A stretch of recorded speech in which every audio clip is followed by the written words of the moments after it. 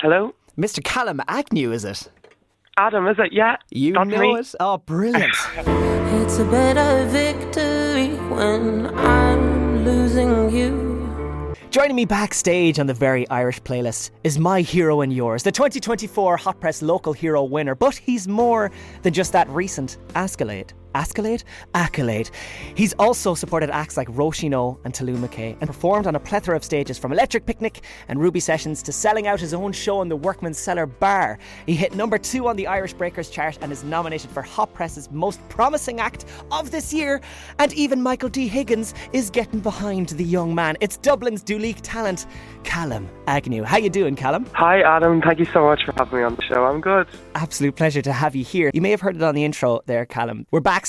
That's the theme that we're doing here. And are you aware of what a rider is? A rider, for like a backstage rider. Exactly. You get all of the requests. Is he the runner? Yeah. Yes, the runner. Maybe that's a better way to say it. Well, we're giving you no budget constraints. You can have anything you want. 3 things on your rider, Calum. What would they be? 3 things. Oh, like on my show, kind of like... Anything you want backstage. You can have purple M&Ms, a car, a trip, tickets perfect. to Malibu, whatever you want. I want maybe unlimited espresso martinis. Nice. And I want Lana Del Rey backstage too. All right, okay, to share the espresso martini, yeah. Yeah. And the third one, M&M's or something, that can work. Okay, so I love how the budget was going up and up, and then you're just kind of like, you know what, stay humble. You know what? Yeah. Stay humble, exactly. M&M's. Brilliant. Right, if there's one thing that hugely jumps out about you, Calum, it's your stage presence and live performances. It's a constant theme with how show-stopping they are, to quote Hot Press, and with live performances being almost more crucial than ever for artists now. Where do you get the mojo from, and can we bottle and sell it? Oh, thank you so much. Honestly, look, it's just something that I just love to do, getting on stage and express my art and playing music. But I think, you know, like you said, like it's so important now that because artists are making money from their live performance and they're not making the majority of their income from streams or anything, or even sales. So it's very important, and it's a thriving industry, the live industry, so it's something I really want to stay in for the rest of my life. And I think I just love getting on stage in my little suit and just singing my songs, yeah. And on that note, with the suit, is that your wardrobe choice, or had you had influence on that? Oh, it's definitely my wardrobe choice, but not by choice. Like, I'm just maybe too broke right now to buy a new one. Like, but yeah. I love my suit. Like, I got it in a charity shop months ago, and I've been wearing it since. Like, yeah. But maybe someday, and yeah, that's what will be in my other rider list. A selection of suits, maybe. Ooh. So I can do costume changes, you know. Would you request that they all come from a vintage second-hand store, or would you want new suits? You know what? Sustainability, vintage second-hand. Nice. Oh, you're proper trained, Calum. You are. You're brilliant. So when someone asks, what's the most memorable moment from all of your performances? What's the first one that flashes through your mind, the knee-jerk reaction? Oh my God, I think like it really was the Academy that night for the Local Hero performance. It just being on stage, like in the Academy, it's been a dream of mine for a while. And then obviously hearing my name that I won it, like I honestly could not believe that I won it. So that was just such an amazing experience. I think also a nice little experience like on stage was last year at Art Loss stage at EP, Electric Picnic. Just a load of my friends turning up and singing the lyrics of my songs. It was just so nice. That's so nice. I've watched that for a while. That must mean the world to have, you know, people there and singing the words that you wrote, singing it the way that you wrote it. It must be unbelievable. Literally, it's so amazing. I just hope that more and more people can build up and sing my songs. Yeah, right. That's the dream. Well, you're definitely on track for that. And let's talk a little bit more about the music. In the musical influences department, before we get to how you're making your music today, I want to pop quiz you real quick. Who was the first artist you remember heavily listening to? As a kid, I think my dad really had a big influence on what I listened to as a kid. Yeah. But he had me listen to U2. He had me listening to the Red Hot Chili Peppers. Nice. And my mom had me listening to Blondie. But I think from when I was like 14, it was Lana Del Rey.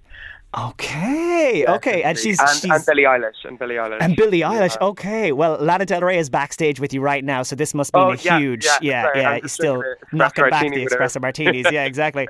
Yeah, I wrote my first song when I was 9. Now it wasn't great, but it still was a song. I had a verse and a chorus. Yeah, yeah, the main structure there, ready to go. And look, you've mentioned Lana Del Rey, Amy Winehouse, and Joy Crooks in regards to artists that you take 100%. inspiration from with your music.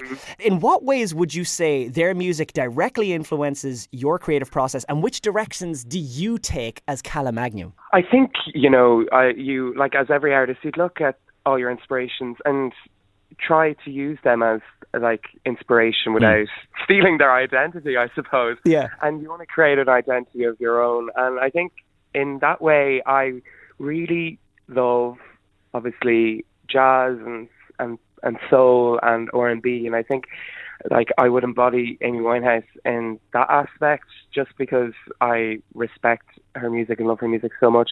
Back to Black is one of my favorite albums of all time. I love Lana Del Rey's pure aesthetic and lyricism, and I think that's so beautiful. So yeah, there's different aspects that I try to amalgamate into my own.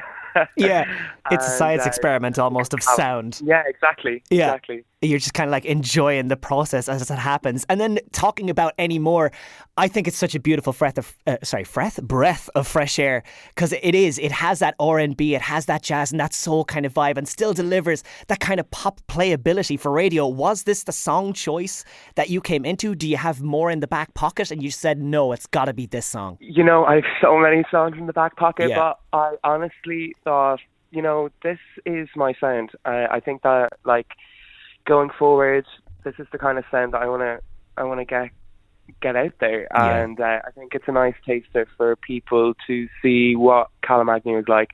Yeah, there's a lot in the back pocket. Hopefully, more being released very, very, very soon. Excellent. There's a few things in the works, but I'm trying to just release more music because I really just want more music out there for everyone to listen to. Oh, so, we can't wait. If anyone wants to listen to my music, it's Calum Agnew, and I need those streams up.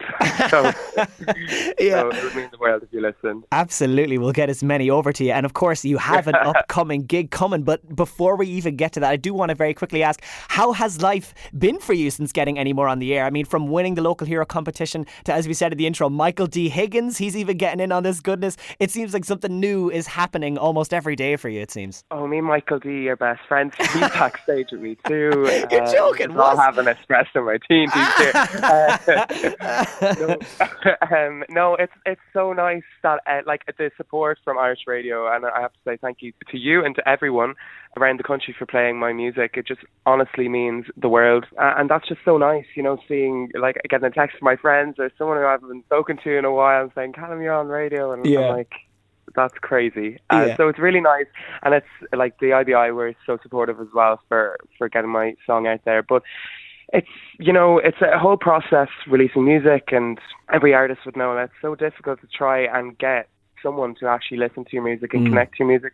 But I think with this song, like, I'm really happy with the way people took it, and people seem to like it, so I'm so happy about that. Yeah, and look, I mean, at the end of the day, it is still such a great foot forward. It's not like it's, because you won this competition, we're going to play the song. It's a brilliant track, and I think that's the best thing about it. As you said, it's a great representation of you, and it wouldn't be played as much if it wasn't such a great track. So all of this hype, exactly, you're being set up to being like the most promising act of the year. This isn't just hot air. This is genuine from talent and results that you're bringing. And look, we're happy to play the track because it is good, so we're delighted that we were able to find you through this. If this was how we find you, let it be the way that it continues to push you even more forward. So let's talk about pushing forward. Well, thank you so much. 8th of May, upstairs, Whelans. You got the gig coming up. Tell us about it. How are you feeling? Oh, I'm so excited for this gig, honestly. It's going, like, I haven't had a headline show in over a year, and I'm so excited. I'm going to have my full band there. I'm going to have a few surprises, like maybe trumpets. I already have a saxophone player. I don't know how we're going to get all fit on that stage, but it's going to happen. I'm going to make sure it happens. Yeah. Look, if anyone out there really just wants to hear live music, on May 8th, upstairs in Whelans, my tickets are on sale on Ticketmaster. I would just really would love to see you there. I'm trying to get it sold out, No, but I'm in the world, so I'd love people to come. Oh, absolutely. And you know it's going to be a good day when someone says hints at a surprise that involves trumpets. I don't think that's ever been a bad idea, ever. I think that's only going to be amazing. Calum, thank you so much for taking the time. We'll get streaming for you. We'll get tickets sold. That's the plan, because you're an absolute joy and the music is brilliant. So can't wait to hear more of you very soon. And keep us updated, won't you? I will, 100%. Thank you so much, Adam, Brilliant. for having me on the show. Thank you.